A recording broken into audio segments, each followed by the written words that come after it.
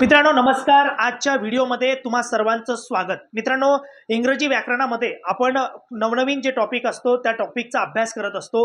आज मात्र आपला जो टॉपिक आहे त्याला आपण आर्टिकल म्हणतो आणि आर्टिकललाच मराठीमध्ये उपपद असं म्हटलं जातं. चला तर मग बघूया आज आर्टिकल नेमके कशा पद्धतीचे असतात आणि आपण त्यांना कशा पद्धतीनं त्याचा अभ्यास केला पाहिजे या व्हिडिओमध्ये बघूया. मित्रांनो बघा, आर्टिकल म्हणजे काय तर उपपद.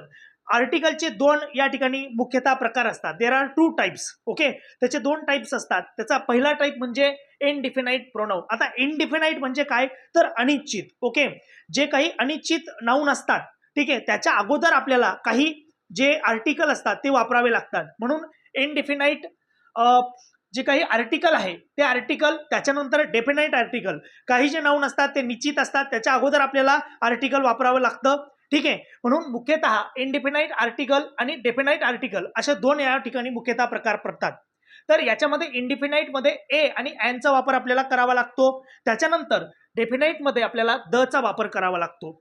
मित्रांनो, याचाच पुढे आपल्याला अभ्यास करायचा आहे आणि हे कशा पद्धतीने वापरायचं ते देखील आपल्याला समजून घ्यायचं आहे. चला तर मग बघूया. बघा, ज्यावेळेला आपण चा उच्चार करतो, ठीक आहे, किंवा चा वापर आपल्याला करायचा आहे, परंतु वाक्यामध्ये हे आर्टिकल कशा पद्धतीने वापरायचं किंवा स्पर्धा परीक्षेमध्ये आपल्याला प्रश्न आला तर हे आर्टिकल कोणाच्या पुढे वापरायचं ते आपल्याला या ठिकाणी शिकायचं आहे. बघा, जे उपपद आहे ते आपण नॉन स्पेसिफिक नाऊन, म्हणजे जे नाऊन आपल्याला माहिती नसतं, ठीक आहे, जे नाऊन आपल्याला माहिती नसतं अशा नाऊनच्या पुढे आपल्याला ते वापरावं लागतं.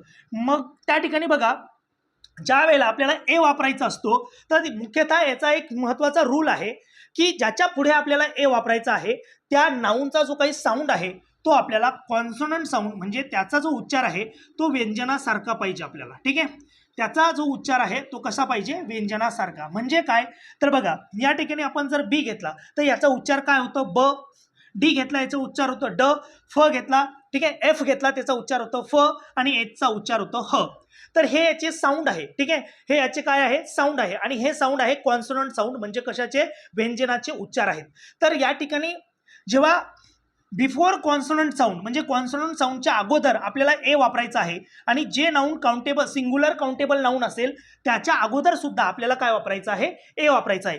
उदाहरणाच्या माध्यमातून समजून घेऊया जेणेकरून आपल्याला चांगल्या पद्धतीने समजेल. बघा मित्रांनो, या ठिकाणी आपण बघा, पहिला जो शब्द आहे ट्रेन आहे. ठीक आहे, आणि या ट्रेनचा जो काही आपण उच्चार करणार आहोत तर याचा जो उच्चार होतो तो कॉन्सोनंट साऊंड होतो, टनी उच्चार होतो, म्हणून याच्या अगोदर आपल्याला काय वापरायचं आहे, वापरायचं आहे. जर बॉल हा शब्द घेतला तर बी याचा पहिला अक्षर आहे आणि याचा उच्चार ब या कॉन्सोनंट साऊंड, म्हणजे व्यंजनापासून याचा उच्चार होतो, म्हणून याच्या अगोदर सुद्धा आपल्याला काय वापरायचं आहे, वापरायचा आहे. म्हणजे जिथे जिथे कॉन्सोनंट सारखा उच्चार होणार आहे त्याच्या अगोदर, बिफोर त्याच्या अगोदर आपल्याला वापरायचा आहे. ही गोष्ट आपण लक्षात ठेवली पाहिजे. तसंच इथं आहे बघा, गर्ल, मॅप. आता युनिव्हर्सिटी, बऱ्याच वेळेला आपला गोंधळ होतो की समजा यू या वॉवेलने देखील, म्हणजे समजा यू या स्वराने देखील एखाद्या शब्दाची जेव्हा किंवा वाक्याची सुरुवात होत असेल तर त्यावेळेला आपला गोंधळ होतो. त्या ठिकाणी वापरायचं की ॲन वापरायचा. परंतु लक्षात ठेवा, त्याचा उच्चार कसा होतो याच्यावर या ठिकाणी आपल्याला काय करायचं आहे, जास्त महत्त्व द्यायचं आहे. म्हणून युनिव्हर्सिटीचा उच्चार जो होतो तो नी सुरुवात होतो. ठीक आहे, नी सुरुवात होतो आणि आपलं काय आहे, व्यंजन आहे, कॉन्सोनंट आहे. म्हणून च्या अगोदर आपल्या या ठिकाणी युनिव्हर्सिटीच्या अगोदर आपल्याला एज वापरायचं आहे. जर तुम्ही या ठिकाणी ॲन वापरला तर ते चुकीचं होतं व्याकरणाच्या दृष्टीने. म्हणून लक्षात ठेवा, जर एखाद्या शब्दाची सुरुवात ही एखाद्या वॉवेलनी होत असेल, ठीक आहे, स्वराने जरी होत असेल परंतु त्याचा उच्चार हा तसा होत नसेल तर त्या ठिकाणी आपल्याला लक्षात घ्या काय वापरायचं आहे, आपल्याला वापरायचं आहे.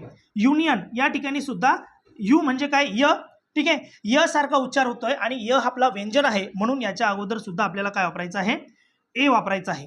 अशा पद्धतीनं जर आपण लक्षात ठेवलं, जर कॉन्सोनंट साऊंड असेल त्याच्या अगोदर आपल्याला वापरायचं आहे. या ठिकाणी ही कॉन्सेप्ट आपली क्लिअर होते. दुसरी कॉन्सेप्ट बघूया. आता या ठिकाणी बघा ॲन, ठीक आहे, आपण बघितला, आता ॲन कुठे वापरायचा. आता ॲन वापरण्याची एक महत्वाची ट्रिक आहे. ती ट्रिक म्हणजे काय तर ज्या वेळेला एखाद्या नाऊनचा उच्चार हा कसा होतो, ई आ ओ उ, म्हणजे ई आय ओ यू अशा स्वरूपाचा त्याचा स्वरासारखा उच्चार होत असेल तर त्याच्या अगोदर आपल्याला काय वापरायचं आहे, त्याच्या अगोदर आपल्याला ॲन वापरायचा आहे. ही गोष्ट लक्षात ठेवा. म्हणजे एखाद्याचा उच्चार, जर एखाद्या शब्दाचा उच्चार स्वरासारखा होत असेल तर त्या ठिकाणी आपल्याला ॲन वापरायचा आहे. Okay, before vowel sound and वापरायचं आहे आणि ते काय असलं पाहिजे, काउंटेबल नाऊन असलं पाहिजे. दुसरी महत्त्वाची गोष्ट, अजून तिसरी महत्त्वाची गोष्ट, इनडिफिनाईट नाऊन असलं पाहिजे. ठीक आहे, ते अनिश्चित नाऊन असलं पाहिजे, म्हणजे आपण ते आपल्याला माहिती नसलं पाहिजे. पुढे बघा, आता इथे बघा ॲपल. ठीक आहे, हे ॲपल जे आहे याचा उच्चार हा स्वरासारखा होतो. ठीक आहे, आणि स्वरासारखा उच्चार होतो म्हणून या ठिकाणी आपण काय वापरला आहे, अँड वापरलेला आहे. Okay, elephant. ठीक आहे, एलिफंट ए याचा स्वरासारखा उच्चार होतो, याच्या अगोदर सुद्धा काय वापरला आपण या ठिकाणी अँड वापरलेला आहे. इग्लू. ठीक आहे, इग्लू, अम्ब्रेला, एग. तर यांचा उच्चार हा कसा होतो, तर हा वॉवेल साऊंड होतो म्हणून याच्या अगोदर आपल्याला अँड वापरायचं आहे. तसं इथं अँट, आयलँड, आऊल, आवर. ओके, तर याचा उच्चार सुद्धा कसा होतोय, तर तो हा वॉवेल साऊंड सारखा होतोय. म्हणजे आपल्याला एक ट्रिक लक्षात आली. की काय ट्रिक आहे, तर याचा वापर कुठं करायचा आहे, ज्या ठिकाणी आपला जो उच्चार आहे तो कॉन्सनंट साऊंड होणार आहे, व्यंजनासारखा उच्चार होणार आहे. आणि दुसरा अँडचा वापर कुठं करायचा आहे, की ज्या नाऊनचा उच्चार ज्याच्या पूर्वी करायचा आहे, ज्याचा उच्चार हा कसा असला पाहिजे, स्वरासारखा असला पाहिजे. ही महत्त्वाची ट्रिक होती. आता याच्या जे काही महत्त्वाचे जे काही मुद्दे आहेत ते आपण पुढच्या व्हिडिओमध्ये बघणार आहोत. तुम्हाला व्हिडिओ आवडल्यास व्हिडिओला लाईक करा, शेअर करा आणि जास्तीत जास्त लोकांपर्यंत पोहोचवा आणि आपल्या चॅनलला सबस्क्राईब करा. जय हिंद.